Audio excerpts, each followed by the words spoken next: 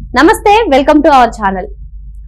ఉపేంద్ర గారు నటించి దర్శకత్వం వహించిన సినిమా యుఐ ఈ రోజు విడుదలై థియేటర్ల వద్ద సందడి చేస్తుంది. మరి ఈ సినిమా ఎలా ఉందో, అసలు టాక్ ఎలా వినిపిస్తుందో ఒకసారి తెలుసుకునే ప్రయత్నం చేద్దాం. మొత్తానికి ఈ సినిమా ఎలా ఉంది అంటే ఒక్క మాటలో టక్కున ఏమని చెప్పలేని పరిస్థితి అని కూడా మనం చెప్పవచ్చు. ఇంకా మనం గతంలో చూసుకున్నట్లయితే ఉపేంద్ర గారు దర్శకత్వం వహించిన సినిమా సూపర్ సక్సెస్ అయింది కదా అనుకుని ఈ సినిమాకి వెళ్ళినట్లయితే పొరబడినట్లే. ఇంకా కన్నడ మూవీ యుఐని తెలుగులోకి అనువదించి తెలుగు ప్రేక్షకులకి ఏమైనా నచ్చింది అని చెప్పాలనిపిస్తే అసలు ఫస్ట్ ఎంట్రీతోనే షాక్ ఇచ్చారు ఉపేంద్ర. మీరు తెలివైన వాళ్ళైతే వెంటనే థియేటర్ వదిలి వెళ్ళిపోండి, మూర్ఖులైతే సినిమా చూడండి. తెలివైన వాళ్ళు మూర్ఖుల్లా నటిస్తారు, మూర్ఖులు తెలివైన వాళ్ళ నటిస్తారు అంటూ ఒక కార్డ్ వేసి అందరినీ ఆశ్చర్యపరిచారు. దీంతో ప్రేక్షకులు కూడా సినిమా చూడాలా లేదంటే థియేటర్ల వద్ద ఉండాలా వెళ్ళిపోవాలా అనే అయోమయ స్థితి అయితే ఉందని చెప్పవచ్చు. ఇంకా సినిమా విషయానికి వస్తే అసలు యుఐ సినిమా ట్రైలర్ కానీ లేదంటే ఇంతకు ముందు వచ్చిన పోస్టర్స్ కానీ చూసి అందరూ గ్రాఫిక్స్ ఎఫెక్ట్ ఉంటుంది అని ఎక్స్పెక్ట్ చేసి ఉంటారు. నేనైతే అలాగే ఎక్స్పెక్ట్ చేశాను, గ్రాఫిక్స్ తో ఉంటుంది, సో సినిమా చూడాలి అని అనుకున్నాను. కానీ అక్కడికి వెళ్ళిన తర్వాత సినిమా స్టోరీ అంతా వేరు. స్టోరీ బాగుందా బాలేదా ఏం చెప్తారు అంటే నేను ఎటు చెప్పలేని స్థితి. మొత్తానికి సినిమా మొత్తానికి ఒక మంచి మెసేజ్ అయితే ఉందని చెప్పవచ్చు.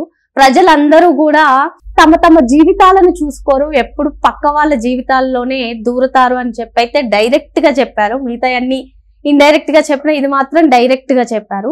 ఇంకా సినిమా విషయానికి వస్తే ఉపేందర్ మార్క్ అనేది కనిపించలేదు. మనం నార్మల్ గా సైడ్ క్యారెక్టర్ చేసినా సరే మనం చూసాము.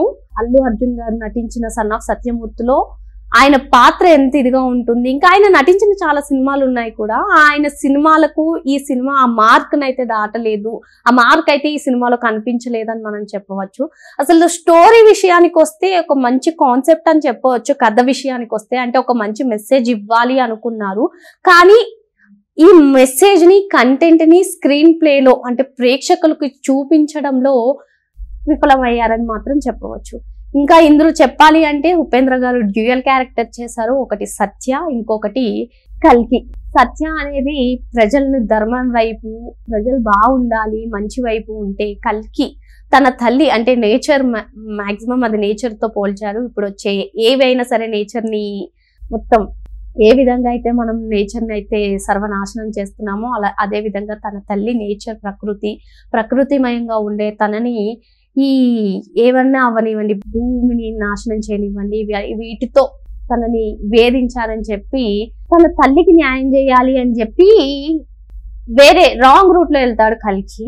ఇంకా సత్య విషయానికి వస్తే సత్య ఇంకా ఈ సినిమాలో మెచ్చుకోదగ్గది ఏంటంటే ఈ కల్కి వచ్చి సత్యాన్ని బంధించినప్పుడు తన తెలివితో ఎలా బయటపడ్డాడు. ఒక్కొక్క స్టెప్ నుంచి ఎన్ని అవరోధాలు ఉన్నా సరే తన తెలివితో ఎలా కట్టు విప్పుకోవడం దగ్గర నుంచి బయటి ప్రపంచానికి అడుగు పెట్టే వరకు కూడా సత్య ఏ విధంగా పోరాటం చేసి తన బ్రెయిన్ కి ఏ విధంగా పదును పెట్టి బయటపడ్డాడు, అది ఒక మంచి అంశం అని మనం చెప్పుకోవచ్చు.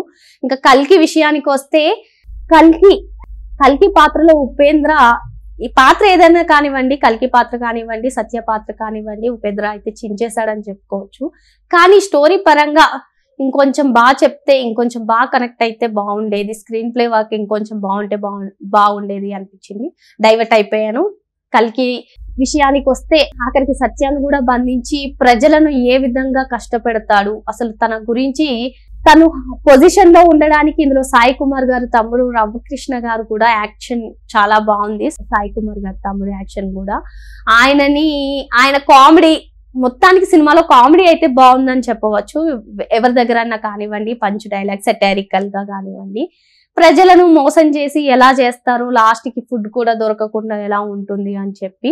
ఇంకా చెప్పాల్సి వస్తే ఈ సినిమాలో హీరోయిన్ క్యారెక్టర్ వేస్ట్ అని చెప్పుకోవచ్చు. ఒకే ఒక సాంగ్ కోసం ఆమెను తీసుకున్నారు అన్నట్టుగా తెలిసింది. హీరోయిన్ పైన కూడా కొంచెం ఫోకస్ పెడితే బాగుండేది అనిపించింది. ఇంకా మ్యూజిక్ విషయానికి వస్తే మ్యూజిక్ కూడా ఏం అంత ఆకట్టుకోలేదు.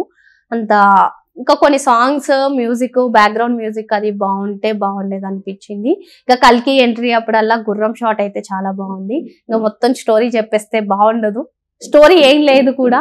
ఇంకా మీకు అసలు ఏంటి స్టోరీ అని చెప్పడానికైతే ఎవరైనా చూసిన వాళ్ళు, ఈవెన్ నేనైనా ఎవరైనా సరే ఇంతే స్టోరీ అని చెప్పుకోవడానికి ఉంది. అది ఎండ్ కూడా ఎండ్లెస్ గా ఉంది. మరి మీకు ఏ అనుభవం వస్తుందో, మీరు ఏం చేయాలో, మీకు ఏ విధంగా నచ్చుతుందో మీరు వెళ్తేనే మీకు తెలుస్తుంది.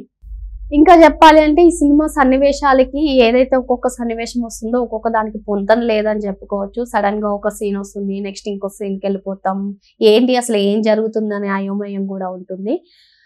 మొత్తానికి సినిమా గురించి అయితే ఈ మెసేజ్ అయితే బాగుంది. ఒకరి లైఫ్ తో మనకు సంబంధం లేదు, పక్క వాళ్ళది చూపించొద్దు, స్ట్రైట్ గా మనది మనం ఏంటో చూసుకోవాలనేది అయితే ఒకటి బాగా కనిపిస్తుంది. ఇంకా బాగా చెప్పాలంటే పొలిటికల్ పర్సన్స్, రాజకీయవేత్తలతో అందరూ చుట్టూ తిరగాలనుకుంటారు. వాళ్ళతో కూడా అంత అవసరం లేదు. ప్రజలకు కూడా అన్ని తెలిసి కూడా వాళ్ళు ఏం తెలియనట్టుంటారు అనేది మాత్రం సెటరికల్ గా బాగా చెప్పాడు. ఇదండి స్టోరీ. మరి మీకు ఒకవేళ చూడాలనిపిస్తే వెళ్ళి చూడవచ్చు. మొత్తానికి ఈ సినిమా అయితే ఎవరైతే ఉపేంద్ర గారికి వీరాభిమానులు ఉంటారో వారికి అయితే నచ్చుతుంది. మిగతా వారందరికీ కొంత నచ్చకపోవచ్చు, నచ్చవచ్చు. కొందరైతే మరి హెడేక్ గా కూడా ఫీల్ అవ్వచ్చు. ఇది ఈ మూవీ రివ్యూ. మరో అంశంతో మళ్ళీ కలుద్దాం. నమస్తే.